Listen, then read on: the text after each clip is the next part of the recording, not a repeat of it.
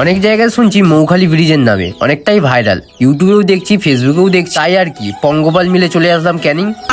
এখানে এসেও ঝগড়া শুরু করে দিই। ক্যানিং এর আগের ভিডিওতে তোমরা 50,000 ভিউজ দিয়েছো, তার জন্য অনেক ভালোবাসা। সত্যি কথা বলতে যে ক্যানিং এ এত ভালো জায়গা আছে, তাও আবার আমাদের এখানে, তা আমি নিজেই জানতাম না। আমি প্রায় মৌখালি ব্রিজের কাছাকাছি চলে এসেছিলাম। তুমি যদি এখান থেকে লঞ্চ ধরে আর কিছুটা যাও, তাহলে সামনেই পড়বে সুন্দরবন। পুরো ব্রিজটাই ফাঁকা, এপার থেকে ওপার কিছুই দেখা যাচ্ছে না। এই শূন্য পরিবেশে নিজেকে পুরো হারিয়েই ফেলেছিলাম। এই যে সাইডে সাইডে ফিশারি গুলো তোমরা দেখতে পাচ্ছ, এখানে ভেটকি মাছ চাষ করা হয়। এখন তো ভাটা পড়ে গেছে, যার জন্য নদীতে এখন জল নেই। তোমরাই বলো, এত সুন্দর একটা দৃশ্য কার না ভালো লাগে?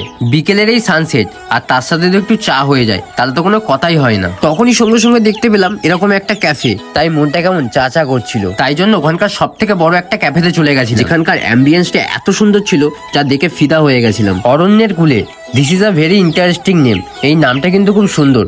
তাতে কি যায় আসে, আমরা 3টে চা অর্ডার করে দিয়েছিলাম। ও হাসছে, অ্যাকচুয়ালি আমাদের পিছনে লাইন পড়ে গেছে। লাইনটা কিসের জানো? আমি যেখানে বসে ফটো তুলেছি, সেখানে ফটো তোলার জন্য সবাই লাইন দিচ্ছে। প্রায় 2 ঘন্টা ধরে ওয়েট করার পরে আমি চান্স পেলাম। বাড়ি আসার পথে দেখি এখানে মেলা বসেছে। রাত্রিবেলায় পরিবেশটা যে এত সুন্দর, আর চারিদিকে যে এত লাইটিং এ ঘেরা, যে চারিদিক থেকে শুধু এই দোকানগুলোই চোখে পড়ছিল।